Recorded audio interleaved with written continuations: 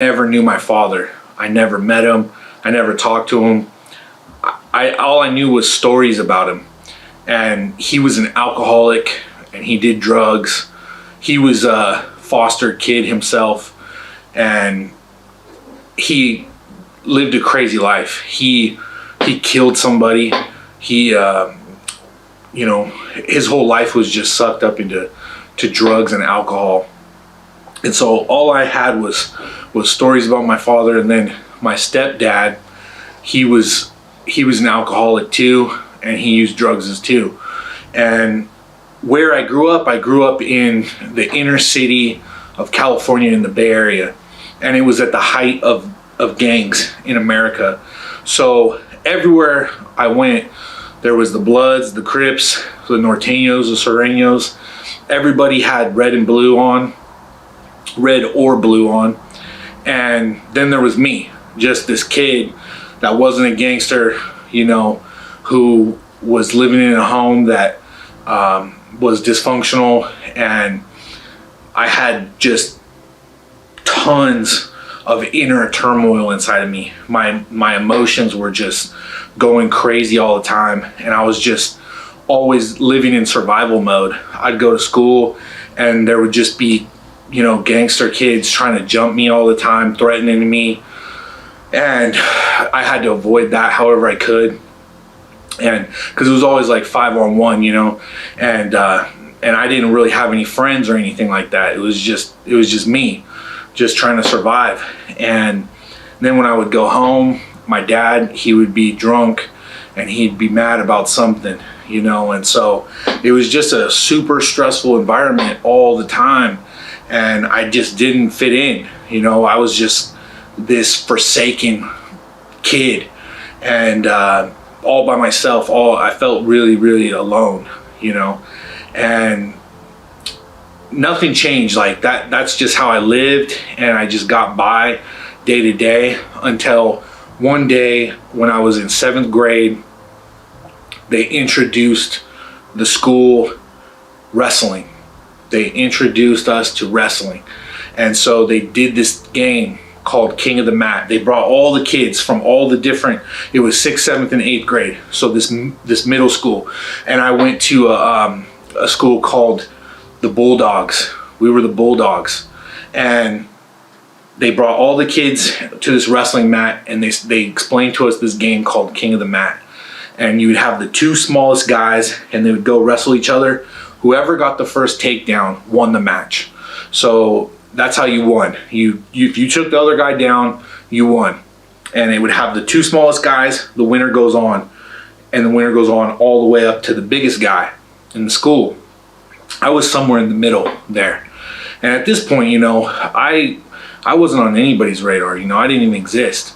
And it got to me in the middle, and then I beat everyone. I beat everyone in the whole entire school. And once I finished that and they declared me the king of the mat, I looked, and for the first time in my life, everybody's eyes, they looked at me differently, because everyone had always looked at me with just like disdain and looked down upon me and just looked at me as insignificant, as nothing, as like I didn't even exist.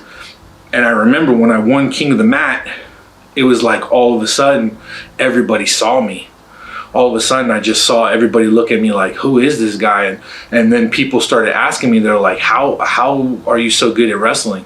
And I was like, I don't even know. I just was born like this, And that was where I found my outlet in life and my path to being a warrior, a forsaken warrior.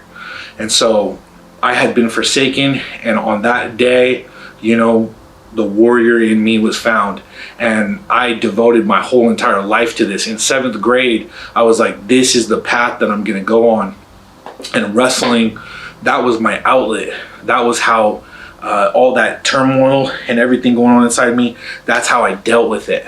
So after I was introduced to wrestling and I found my path in life to being a warrior, my mom and my stepdad, they finally split up.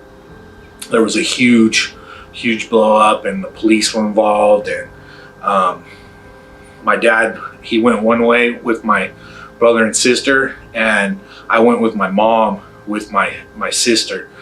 And we moved to the mountains. We moved out to the middle of nowhere, to the wilderness. And when I got there, there wasn't any wrestling there. They didn't have a wrestling program at the school. And I had pretty much dropped out of school anyways. I was pretty much a dropout at this point. I wasn't going to school. I wasn't doing anything I was supposed to. I was getting into all kinds of trouble that I don't even want to talk about. But they didn't have a wrestling program. But my dad, my stepdad, he had bought me weight set. So he got me weights, and he got me the jump rope. He got me a heavy bag, a speed bag. I had everything I needed to be a warrior, to train. And that's what I did. I obsessed with training all the time. I had all of Bruce Lee's books, and I did all his workouts, and I would be doing jumping rope, doing curls, going for a run, bench pressing, hitting a heavy bag. I would do these circuits, and I would just train constantly all the time. I would run for endless miles in the woods. And I had this dream. I had this dream that I was going to be this great fighter.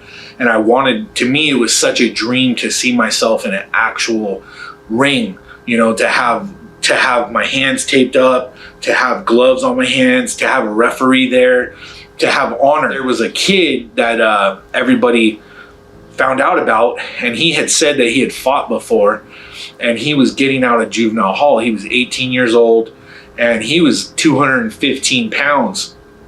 And they said, hey, this guy will fight you, you know, and I never turned down a fight. So I was like, okay, let me fight this guy. And so we set it up, and once he got out, the guy got straight out of juvenile hall, and he went straight to my house to fight me, and he ended up knocking me out cold. He knocked me out unconscious.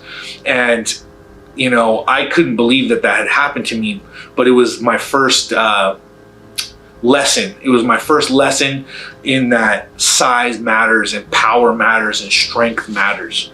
And so I realized that I wasn't, even with all my skills, even with all my training, I wasn't strong enough to fight this guy.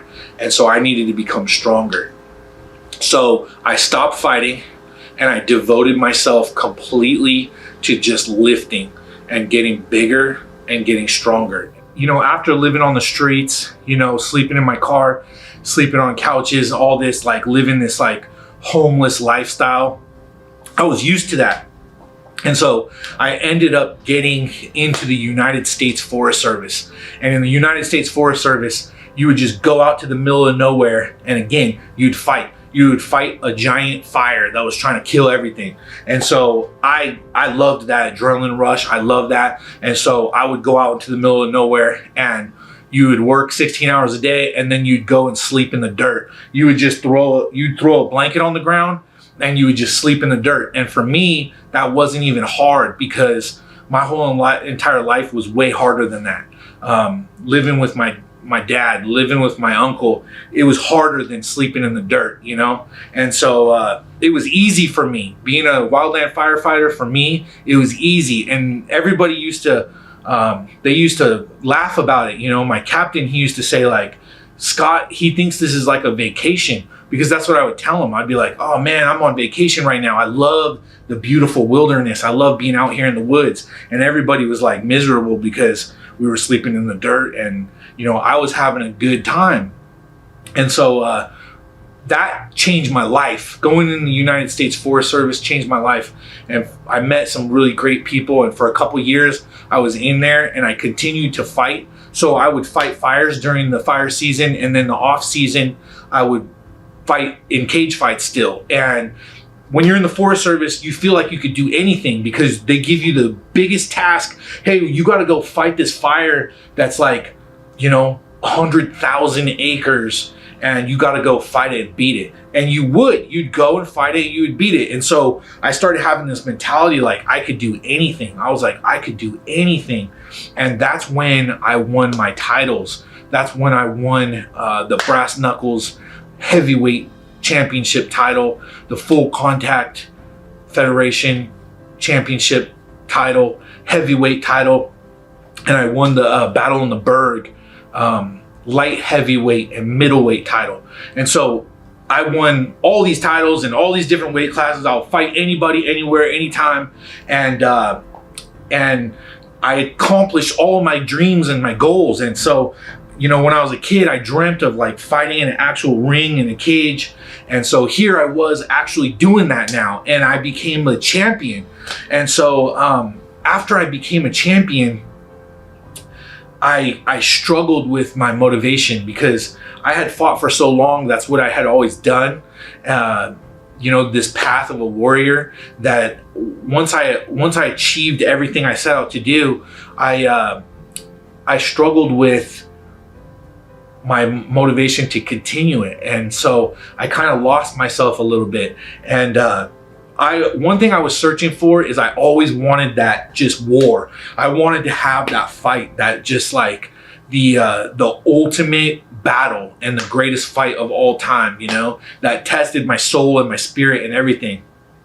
And so that was very hard to find. I found that was very difficult to find, a fight where you're so well matched up against somebody like that. And so I kept fighting in search of that, but I kind of started to lose my passion and my drive. And so I had a, you know, up and down fighting career at that point, because I was searching for my reason. I was searching for my purpose, you know, because I became the warrior that I needed to be, and I was that, you know. And so I didn't need to accomplish that or achieve that anymore. I needed something else to accomplish and achieve. And so finally I came across Troy Wachowski in Spartan Boxing.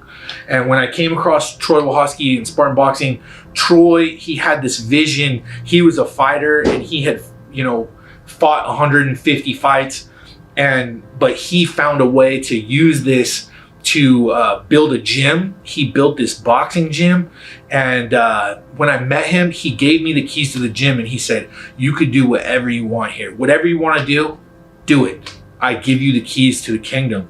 And so I took those keys, and I just looked at his vision that he manifested. He had nothing. He started in a carport in a garage, and he manifested this gym so that he could reach the youth. Long before Spartan Boxing, there was Bulldog Boxing, and a young man named Troy Wachowski walked into that gym and found his destiny.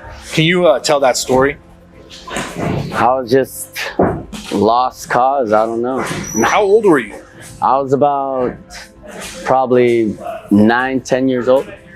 And were you already involved in gangs and stuff like that? Like, that's kind of... Well, my family was, and my sister, and just the people were around, and you know, it was just, I seen it every day, so it was easy to fall into it. And you know, I got older sisters and older brothers, so that's who I looked up to. And my parents worked hard, and they're always out of town. We kind of just supervised ourselves, and you know, did whatever we want. But our parents was trying to provide, so they're, you know, doing what they had to do. My dad was truck driving, my mom was going to school, and so it was a hard moment at the time for the family to be together in one place at the same time.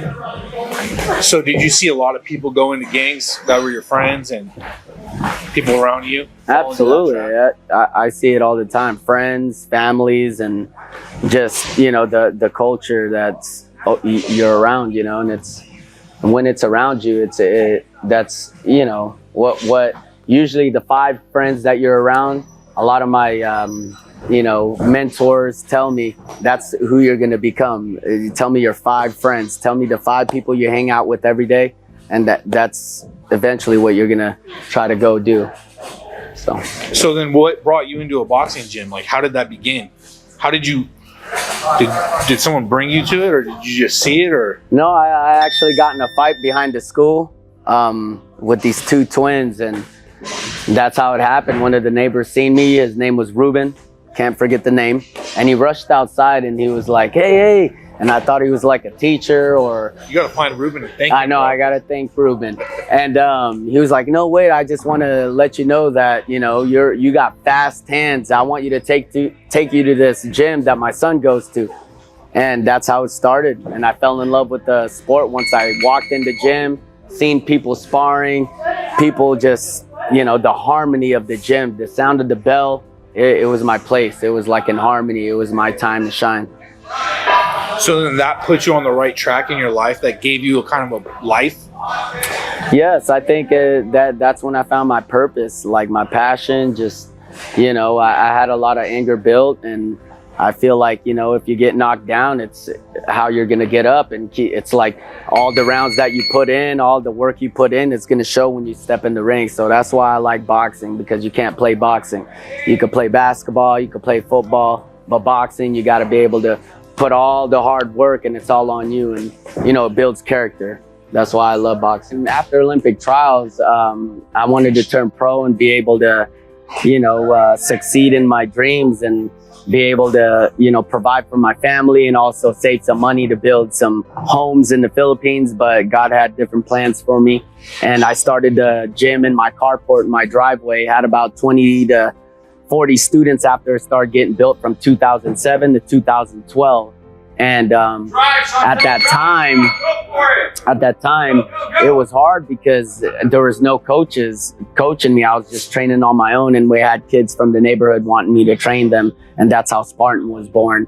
And, you know, at the time I was heartbroken because I couldn't really train myself and try to go on next level, you know, boxing to where I could really pursue my dreams. So I wanted to be able to give back and give more than I could take and give back to my community, because I've taken so much. To meet the landlord, Larry Leonard. And so I went and met him, and man, he was an interesting man. He asked what my visions were, and he goes, I got another building in Medford. So I came here, and I already knew where the rings were going to be, the racks, and the other side over there was empty. And he goes, hey, so what do you think? I'm like, this is it. This is where I'm going to build it. So at the time, I just had this vision, and I said, hey, if you give me a chance, you know, like a year to 8 months, I'll make it up to. And he did. So it was like, you know, one of my sayings is chances make champions. You got to be able to take the risk and risk it all, you know, like for a good reward. And I think God was on my side, because I was given back to without nothing, like true abundance. Like, I'm not doing all this to expect them to do something for me. I'm really giving it from the heart. Like, I don't want nothing back. I want to be able to change lives and see lives change. And that's what sparks me in here. You just got to be a man, and you got to be a woman. You just got to be able to, you know, I think it's a lifestyle. This is not a sport to me. This is a lifestyle. You got to live it, dream it, sweat it, bleed it. You got to be able to do the runs in the morning, do, you know, what you have going on in life. You got to be able to balance life, because if not, you're going to fall apart. You're going to end up putting too much to where you're not balancing what you need to get done to be as a man. And like doing that it takes a lot, and you got to live that lifestyle. And a lot of people come to me, hey, Troy, I did this and I did that, but it's not working. It's your mind state. It's what you think and what you're trying to do. And it's like, some people are like, well, I did that for that person, and, you know, and I got a bad reaction. I'm like, well, you're doing it out of the wrong. You're not doing it because you want to do it from the heart. You're doing it because you want something in return. You got to be able to do it and love it and do it for a purpose, you know, like, and that's part of being a man. You know, you got to be able to do that and show these youngsters what it's like to be able to do that and see lives change, you know. I'd like to say Spartan Boxing is welcome for all walks of life, for kids, families, parents. If you're having a hard time in life, don't be afraid to come in here, because it's not all about just getting in the ring and sparring. We teach, you know, people how to defend themselves, good morals, healthy habits, and, you know, the mentorship part and academics. So come here and check it out, because it's all for everybody, for people that are in addiction, for recovery, for, you know, you're having suicidal thoughts. We want to be able to help you out and, you know, help families. We want to be able to hopefully feed the community when they need it. So anything you guys need, just come to Spartan Boxing, and hopefully we could, find a way for you to, reach your goals and dreams. So, and you said something about mental health. Does this help? Is this like therapy for some people? Absolutely. This is therapy. Back in ancient times, like, exercise was one of the greatest therapies there was. Just working out and being able to, focus on your breathing, and that's great therapy right there. Learning how to channel aggression in a positive way. When I linked up with him, I was like, this is what I need to do. This is what I need to be a part of. I need to be a part of something bigger than me, and reach out to other people that are just like me, and lift them up out of the gutter, out of the dirt, out of the pit, out of the the freaking the side of the road, out of the wilderness. And so here my life began to come together finally. And so I started having a life for myself, and I started, having something greater than this fighting career that I had. And I wanted to do more with it, and I had been fighting for so long, though. I was like, okay, that's what I do, that's what I do. That's who I am. And I needed that. I needed the training. I needed it. And I needed the competition as well. And so finally, eventually, I came across Jimmy Jeanette. My name is Jimmy Jeanette. I'm a retired professional mixed martial arts fighter. I'm the owner of Checkered Past MMA in Springfield and the head coach. Checkered Past is a low-cost gym in Springfield. We train in Muay Thai, we train in boxing, wrestling, and jiu-jitsu, and of course mixed martial arts. We also have yoga offerings, which is great. We have preteen classes, and we also have classes for the little ones. And why we set this gym up was it was a dream of mine a long time ago to set up a low-cost gym that could reach out into the community and make some positive impacts. When I first got into mixed martial arts in 2010, I really needed something to come into my life and help me overcome some hardships, and mixed martial arts really helped enhance my life and give me something to throw my time and energy into that was constructive, and I want to share that with people. Something that's near and dear to our hearts is we want to reach out to some of the less fortunate people, people that need a second chance, a helping hand up. It could be women who are domestic violence survivors, people struggling with substance and alcohol issues like I once did, men and women who are getting out of prison or jail that might want to come in and do something positive instead of out there, raising hell in the streets. That's, we want to make a positive impact here at this little gym at 2600 Main Street down in Springfield. And that's why we're here. We got an open door for everybody. If you're interested in training at Checkered Past, just come on down during our open business hours, fill out a waiver, and take a couple free days, see if you like it. So when I connected with Jimmy Jeanette, I wanted to help him in his mission to reach people that were just trapped in drugs and alcoholism. And so I wanted to support him and be a part of what he was doing. And so I did seminars with him. I went with him while he spoke and he shared his message.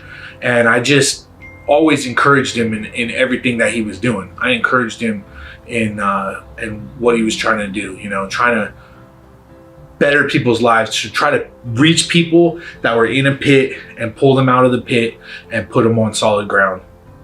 And so I saw the greatness of what he was doing, and I wanted to be a part of that. And so I did everything that I could to support him. And one day, as a joke, he said to me, he said, "Hey Scott, you want to help me spread this message by fighting me for King of the Cage?" And without missing a beat, I said yes. I'm fighting Scott Davenport. He's a heavyweight out of Medford, Oregon. He's a smaller heavyweight. He stands 5'10" and he weighs about 230 pounds. I look at him as a guy that's going to elevate me up to the next level. Jimmy's pretty much every fight he's ever been in, he's been the main event. And I'm really excited to just get elevated to the next level, coming to King of the Cage. getting a chance to fight him. You know, people ask me that question all the time, you know, what kind of style do you have? Well, you know, the game's evolved. You know, everybody knows the four corners, you know, the boxing, the kickboxing, the jiu-jitsu, and the wrestling. You know, it's how we blend them together. In this fight, I'm looking to get Jimmy down to the ground and submit him somehow. I've been working on my submissions, like to get a choke, a Kimura armbar, any submission I can catch on him. Scott's an MMA fighter. He's got a lot of experience. He's got 25 fights total, from my understanding. You know, he knows how to get some finishes. I've been training in Brazilian Jiu-Jitsu for years, so I've been practicing my submission game, and I feel like, you know, it's one of those things that when it raises up to a higher level, you just elevate to another level, and people can't compete with you. It's a fight. You know, there's a lot of emotion, raw emotion. Normally I'll just go and take a knee or even sit down. You know, same kind of thing. I'm going to shake my opponent's hand before and after, and you know, at the end of the day, it's just all respect. And so after I fought Jimmy, it elevated me to a whole completely different level than I ever had been before.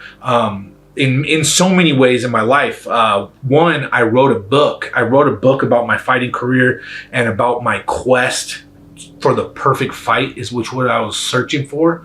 I was always searching for this evenly matched bout between me and another fighter, where it was just a war that tested my spirit and my soul and everything inside of me. That was the journey that I was on. And so after I fought Jimmy, I was like, I got to get better. And so I set out to just become the biggest and the strongest version of myself that I possibly could be. And I achieved that. And I became the strongest fighter in the world because obviously there's Mariusz Pudzianowski, who was the world's strongest man, who became a fighter. But when he started fighting, he stopped lifting weights. He didn't even lift weights anymore. And so he was just a fighter who had been the world's strongest man in the past. But me, I was going to be my very strongest when I fought. And for 5 years, I did strength training and powerlifting and bodybuilding and strongman, and I competed, and I became Southern Oregon's strongest man, and I broke powerlifting records, state records. And I even ended up competing in bodybuilding competitions.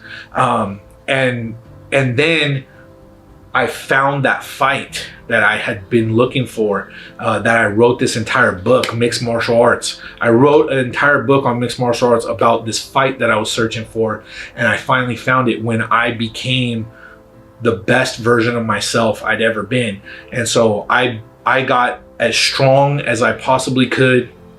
I was squatting 600 pounds, bench pressing 500 pounds, deadlifting 700 pounds, and fighting and training to fight. And I had, at Spartans Boxing, I had the best training camp of my entire life, where I trained perfectly and prepared perfectly for my fight. And I fought a war veteran, somebody who had even lived a crazier life than me, who had been over in Iraq and Afghanistan and had, been shot, been in gunfights and had bombs exploding and everything. And so lived an even crazier, more intense life than me. I found this opponent who was a great warrior, and he had all the skills in the world. He was a jiu-jitsu master.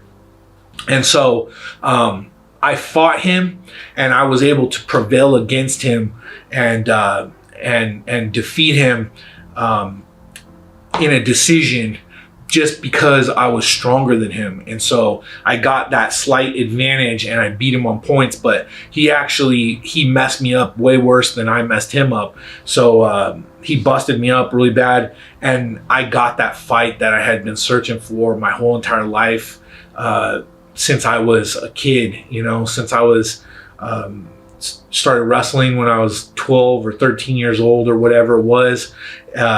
Here I was 37 years old, and I got that fight, that dream fight that I had been looking for my entire life, and that perfect opponent for me. And I was the best version of myself that I possibly could be. I was the strongest fighter in the world.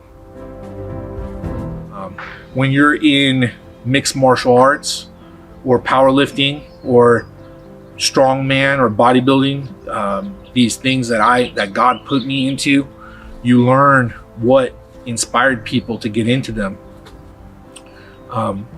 There was a study done on trainees, and they were asked by doctors, what is the hardest set you've ever done in your entire life? What is the hardest set you've ever done? And all of them, without fail, would associate it with some like traumatic event that happened. So they would look at it and go, well, my mom died, and then I went to the gym after that, and I completely just killed myself into the gym, you know? And so they would have this association with pain. They would have this painful, traumatic experience that drove them into their training and caused them to do something that they were never able to do before.